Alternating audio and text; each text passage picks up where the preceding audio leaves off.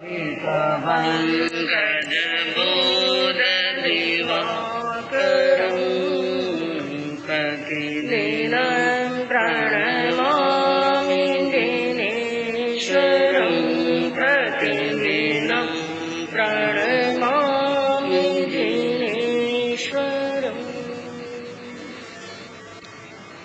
प्रभु शांति शांति दातार मंगल कर दीजो जी कर दीजो। प्रभु शांति शांति दातार मंगल कर दीजो जी कर दीजो। प्रभु भारत में अवतार लियो, प्रभु भारत में अवतार लियो। घर घर में मंगलाचार कियो, घर घर में मंगलाचार कियो। श्री अचलानंद कुमार आनंद कर लीजो जी कर लीजो। श्री शांति शांति दातार आनंद कर लीजो जी कर लीजो। मृगी रोग देश में छाया था जब आप गर्भ में आया था। सबकी ना दूर निवार आनंद कर दीजो जी कर दीजो। श्री शांति शांति दातार मंगल कर दीजो जी कर दीजो। सर्वज्ञ सर्वदर्शी चरम तीर्थंकर अहिंसा के अवतार विश्व वंदनीय शासनपति श्रमण भगवान वर्तमान महावीर के पावन चरणों में कोटि कोटि वंदन। हृदय की अनंत अनंत आस्था के केंद्र संयम धन के दाता संसार सागर से फिरने का सन मार्ग बताने वाले पूज्य गुरु भगवंत श्रमण सूर्य दिव्य विभूति 1008 श्री मर्दर केसरी मिश्री मल जी महाराज साहब के पावन चरणों में कोटि कोटि वंदन। अहिंसा दिवाकर लोकमान्य संत शेरे राजस्थान वरिष्ठ प्रवर्तक पूज्य गुरुदेव श्री रूपचंद जी महाराज साहब के पावन चरणों में कोटि कोटि वंदन। मरुधरा भूषण संत शिरोमणि पूज्य प्रवर्तक गुरुदेव श्री शुकन मुनि जी महाराज साहब के पावन चरणों में कोटि कोटि वंदन। साधना की प्रतिमूर्ति सद्गुणों की उपासिका सरल मना शांत दांत गंभीरा गुरुवर्या माँ शक्ति श्री सज्जन कंवर जी महाराज साहब के पावन चरणों में कोटि कोटि वंदन। धर्म प्रेमी बंधुओं, शीलवती माताओं में सर्वज्ञ भगवान महावीर ने भव्य आत्माओं को सद उपदेश दिया। कल्याण का सन्मार्ग प्रशस्त करते हुए सूत्र फरमाया, पीयम अपीयम सवम तिथिक ये जा। प्रभु महावीर ने संसार के प्राणियों की मनस्थिति को परिस्थिति को केवल ज्ञान और केवल दर्शन से जाना देखा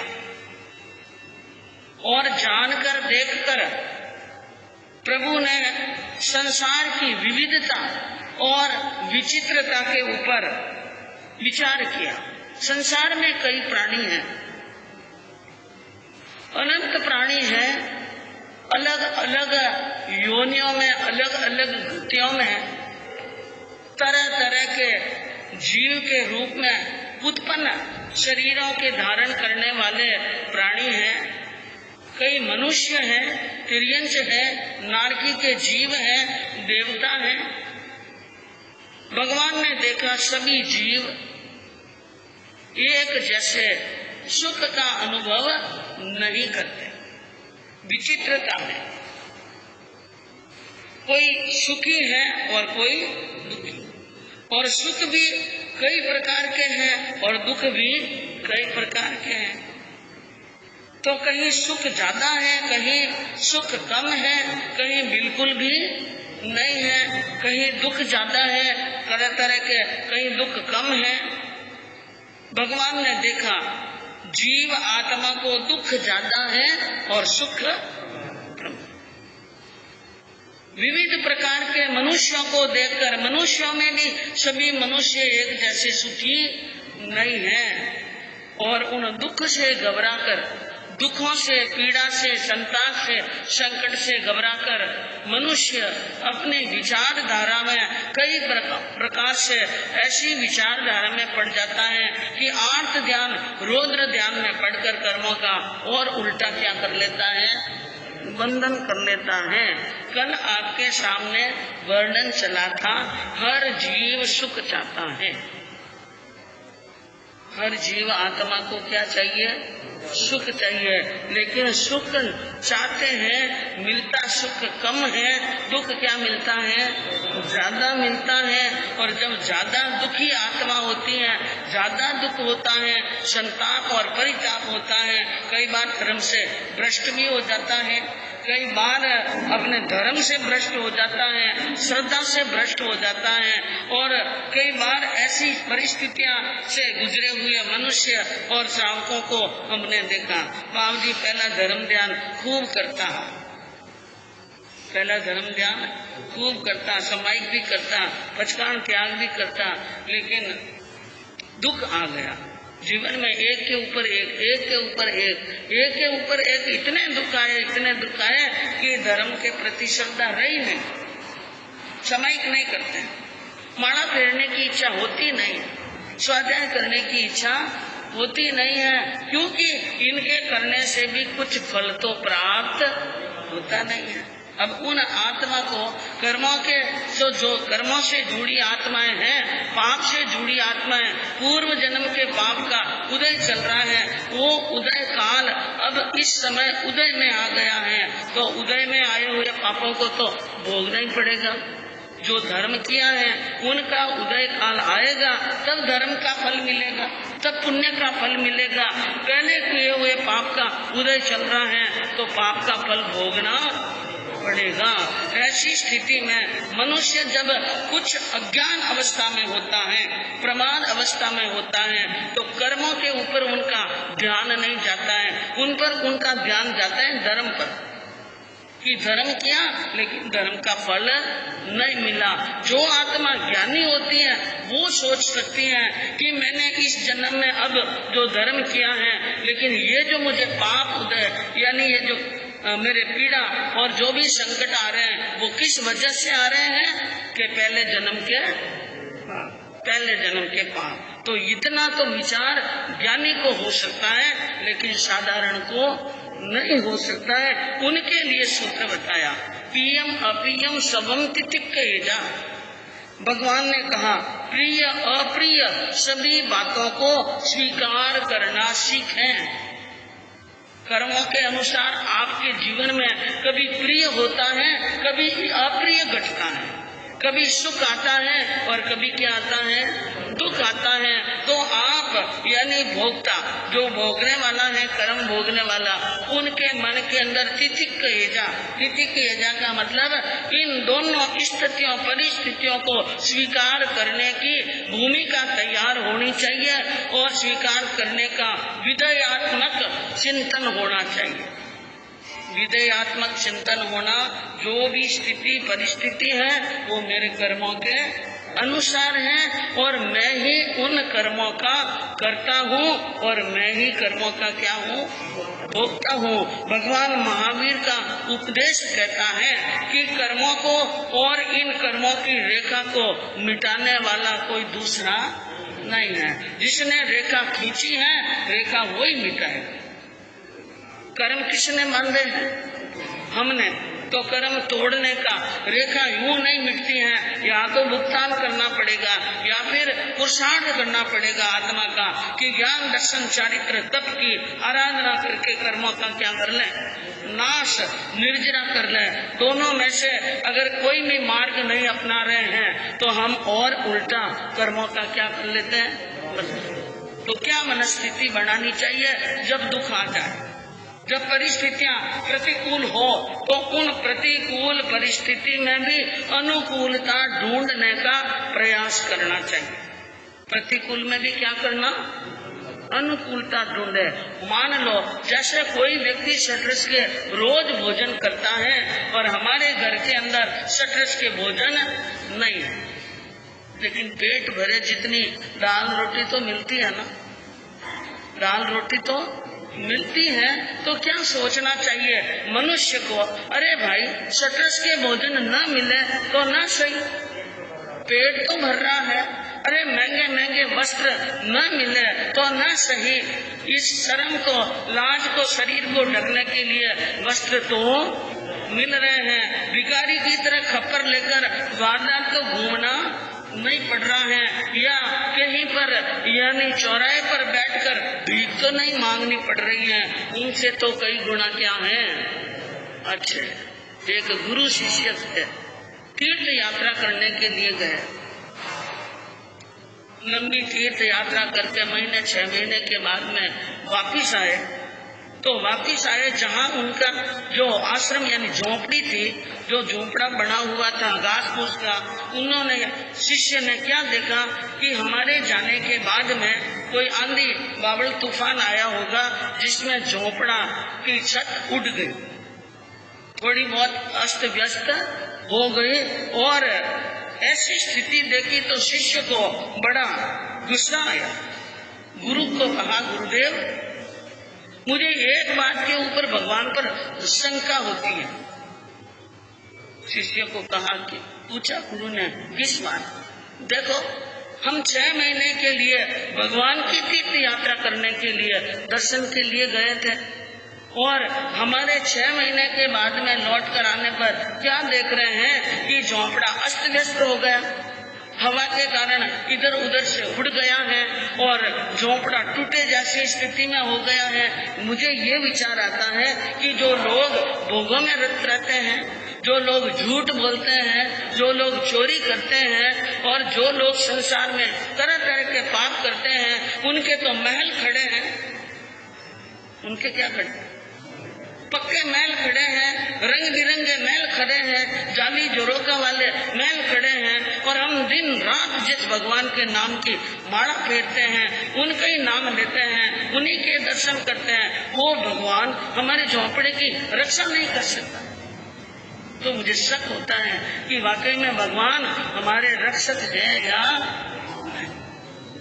गुरु ने कहा, शिष्य भगवान हमारे बहुत बड़े रक्षक हैं, भगवान बहुत बड़े दयालु हैं, और भगवान ने हमारे ऊपर बहुत कृपा दृष्टि रखी है।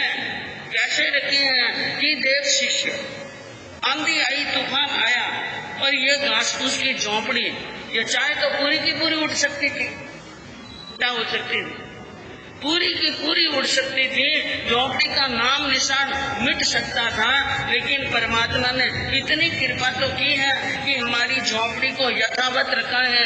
इधर उधर थोड़े थोड़े छप्पर इधर उधर हो गए हैं, थोड़ी सी घंटा 2 घंटा मेहनत करने के बाद में हमारा झोंपड़ा वापिस क्या हो जाएगा, तैयार हो जाएगा। इसलिए हमें अपने भगवान पर किसी प्रकार का कोई भी शक नहीं करना चाहिए। यह घास फूस की झोंपड़ी को उड़ते हुए कोई देर नहीं लगती है, बची है तो वो भी हमारा पुण्य है। इस प्रकार हे शिष्य, तुम मन के अंदर ऐसा कोई विचार मत करो।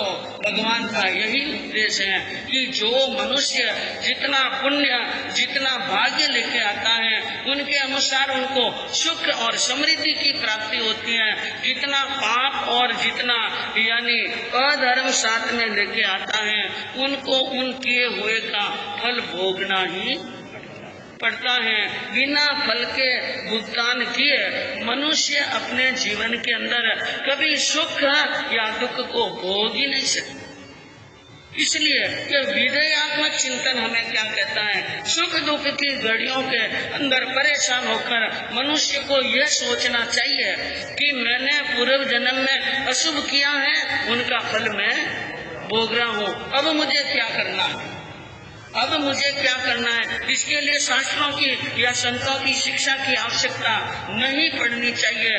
अपने मन के अंदर ही एक भाव जागना चाहिए, इस जन्म के अंदर मैं किसी को कोई दुख नहीं दूं, मेरी तरफ से ऐसा कोई अशुभ कार्य नहीं करूं, मेरी तरफ से ऐसा कोई अव्यवहार नहीं करूं कि सामने वाले के दिल को यानी पीड़ा हो और मेरे कर्मों का क्या हो जाए, बंधन। ऐसा मन के अंदर चिंतन करना, अपनी मन की भावनाओं को शुद्ध रखते जाना और अपने किए हुए बुरे कर्मों को समभाव के साथ में भोगते जाना। समभाव से कर्म को भोगेंगे और मन में रखेंगे शुद्ध भावना, तो कर्मों की निर्जरा क्या होगी, जरूर और जल्दी होगी। और अगर हमारे भावों में अशुद्धता आ जाती है, एक तरफ हम पहले जन्म के कर्म रो रो कर भुगत रहे हैं और नए कर्मों का क्या कर रहे हैं। यही संसार की रीत है, बोया जो फल तो पाना पड़ेगा। यही संसार की रीत है, बोया जो फल तो पाना पड़ेगा। ज्ञानी कहते हैं ये संसार की रीत है, जो बोया है वो फल हमें पाना है और उसी फल को हम भोगना भी पड़ता है। इसलिए कहा हम जीवन ऐसे जिए, जीवन को कैसा जिए, जवानी को ऐसे बिताओ कि बुढ़ापे में पछताना ना पड़े। जवानी में इतने अच्छे काम कर लो, इतने भले काम कर लो, इतने भले विचार कर लो कि बुढ़ापे में पश्चाताप। जवानी के जोश के अंदर होश भुला करके अगर हमने किसी के साथ में गलत किया है, अच्छा व्यवहार नहीं किया है, अपमान किया है, सहयोग और सेवा नहीं की है, और बुढ़ापे में जिस समय आपको सहयोग और सेवा की आवश्यकता होगी तो आपके पास में कोई सहयोगी बनकर आने वाला। इसलिए क्या कहा कि जवानी को ऐसे बिताओ कि बुढ़ापे में पछताना ना पड़े। हाथों से लगाई हुई गांठ को दांतों से खोलना ना पड़े। ऐसा काम करो, ऐसी जिंदगी जियो कि जीवन के अंदर पश्चाताप ना करना पड़े। बंधुओं, आपके सामने वर्णन चल रहा है कर्मों के विपाक पर, अंजना सती के जीवन चारित्र का, और वो इस समय भारी दुखों को झेलती है और अपने दुखों को याद कर कर के और उन पीड़ा को भोग रही हैं। और इधर पवन जी उनके साथ में जो गलत बुरा व्यवहार कर रहे हैं उनसे वो विचलित भी होती हैं और रोती भी हैं और फिर अपने कर्मों को क्या करती हैं, क्योंकि ज्ञानियों का यही है, एक बार छद्मस्त आत्मा आई हुई पीड़ा से दुखी जरूर होती है लेकिन फिर बाद में ज्ञान का चिंतन जरूर चलता है। तो आपने कल सुना था पवन जी ने हाथी के होदे पर बैठे बैठे एक लात मारी थी और अंजना को नीचे गिरा दिया था और अंजना कदली के डाल की तरह नीचे गिर पड़ी और कई प्रकार के दुख से भरे हुए विचार उनके मन में आने लगे और क्या सोचने लगी। जिस दिन मैं महेंद्रपुरी से शादी कर रतनपुरी में आई, क्या आशा लेकर के आई थी, क्या सोचकर आई थी, और मैंने जीवन में ऐसी बातें नहीं सोची, वैसे तो क्या हो गई है।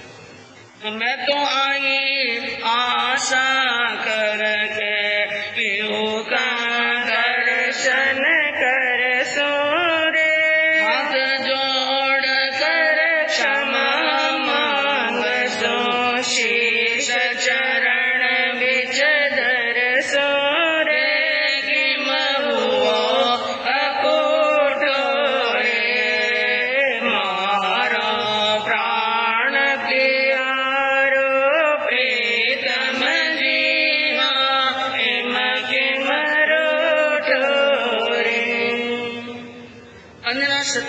बसंत माला को कहने लगी, मैं घर से रवाना होकर आई सगुन देने के लिए, ये सोचकर आई कि अब तो मेरे पति रण में जा रहे हैं, युद्ध करने के लिए जा रहे हैं और युद्ध के अंदर कोई पता नहीं कि क्या बीते, क्या विजय और क्या उसको जीत मिले।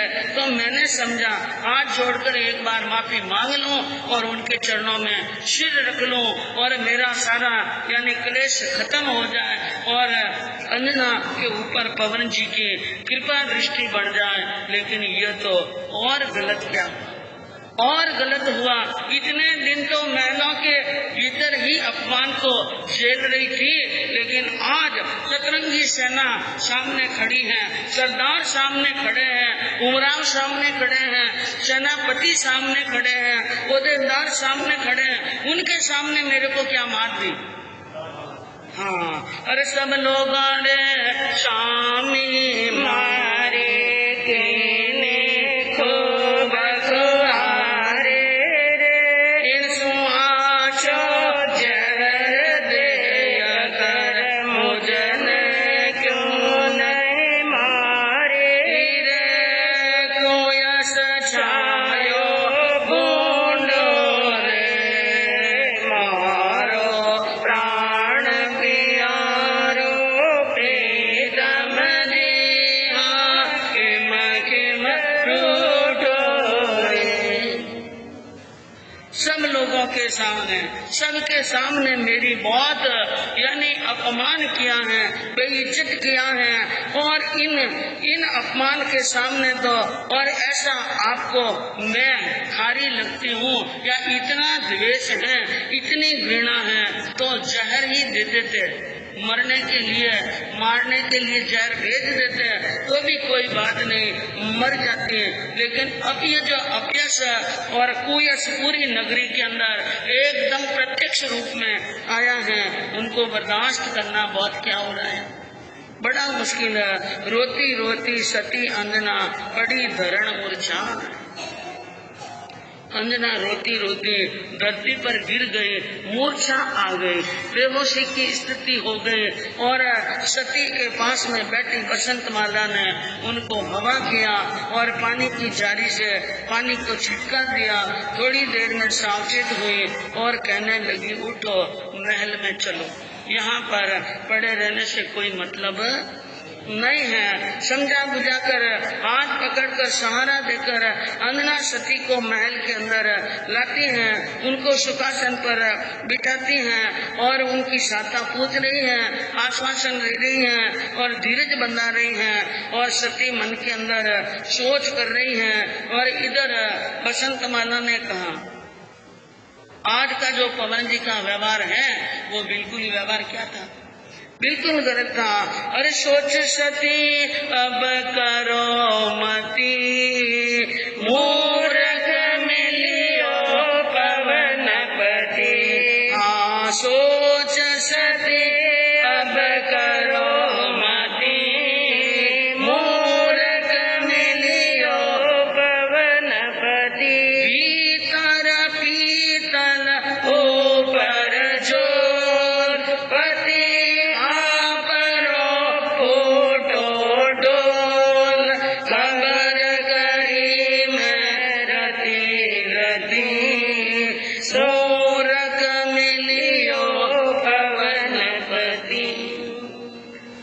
माला ने एक ही बात कही, सभी बातों का एक ही निचोड़ है, सती अंजना कि तुम्हारा पति मूर्ख है, इसमें ज्ञान नाम की कोई बात नहीं है।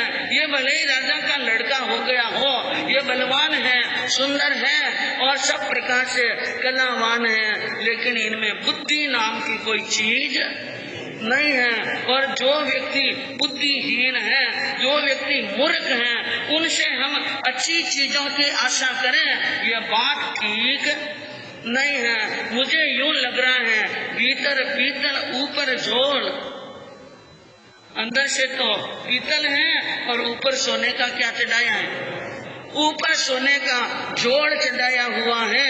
और तुम्हारा पति फूटो ढोल, बस इनको जितना बड़ा इनका नाम ऊपर से है, उतनी बड़ी पोल है। कि जितना बड़ा ढोल उतनी बड़ी पोल। कुछ भी नहीं है, मैंने सारी खबर कर ली है और इतना तो मैं भी जानती हूँ। राजघराने में रही हूँ, राजाओं के क्या व्यवहार होते हैं, क्या बोली होती है, क्या मान और सम्मान होता है, किस प्रकार रहते हैं। इनमें तो मान सम्मान नाम की कोई चीज नहीं है। स्त्री का आदर सत्कार कैसे करना चाहिए जानता ही नहीं है। और मैं यूँ समझती हूँ कि मूर्ख व्यक्ति के सामने कितनी जी हजूरी कर लो, कोई काम होने वाला। अरे ज्यों ज्यों पूछे त्यों घुमरावे, ज्यों ज्यों पूछे त्यों घुमरावे, घर मिसरी जो मुंड हिलावे, घर मिसरी जो मुंड हिलावे, ऊंद गति है मूढ़मती, मूर्ख मिलियो पवन पति। और कहा बसंत माला ने कि इनके तो मुझे ऐसा लगता है ज्यों ज्यों पूछे त्यों त्यों गुमराह है। ज्यों ज्यों ज्यादा इनके सामने झुकते हैं, ज्यों ज्यों ज्यादा अनुनय विनय करते हैं, क्यों तो इनका अहंकार और बढ़ रहा है और गुमरा रहे हैं। और ये हमारे नमन, हमारे विनय, हमारी भक्ति और हमारे प्रेम को समझ नहीं रहे हैं, क्योंकि मूढ़मति, इनकी मति क्या है? भ्रमित। मूढ़मति मतलब भ्रमित हुई हुई बुद्धि है, बुद्धि सही काम नहीं करती है। ऊंध गति, इनकी बुद्धि उल्टी चलती है। क्या चलती है? उल्टी चलती है। कहते एक गधा होता है, गधा, और गधा के सामने एक तरफ मिश्री डाल दो तो वो गधा, एक तरफ चारा डाल दो, मुंह किसमें डालेगा? उनको मिश्री का मूल्य मालूम नहीं है। इसी प्रकार हे सके, मुझे ऐसा लगता है कि उन मूर्ख गधे की तरह तुम्हारा पति भी उनके समान मूढ़मती है। इनको तुम्हारे विनय और ज्ञान, कला और सुंदरता और तुम्हारे गुणों का कोई भी ज्ञान नहीं है। बसंत माला की ऐसी ऐसी अनोखी अनोखी बातें सुनी। अंजना अपने दुख को तो भूल गई, अपने दुख को तो भूल गई और रोना जोना बंद किया। और उसने वो बात सुनकर मन के अंदर विचार किया, क्योंकि वो सती थी और पतिव्रता थी। सती और पतिव्रता होती हैं, वो पति की निंदा, पति निंदा नहीं सुन सके। और सतियों को आचार, बसंत माला को रीसला, बोली अंजना। पति की निंदा सती सुन नहीं सकती है, पतिव्रता को निंदा पसंद नहीं, इसलिए अपनी बसंत माला की बात सुन उन पर रीस करते हुए अंजना बोली और कहने लगी, देखो सखी, तुम मेरी प्रिय सखी हो, इसका मतलब ये नहीं कि तुम मेरे पति के लिए अंत संत जवाब दे दो।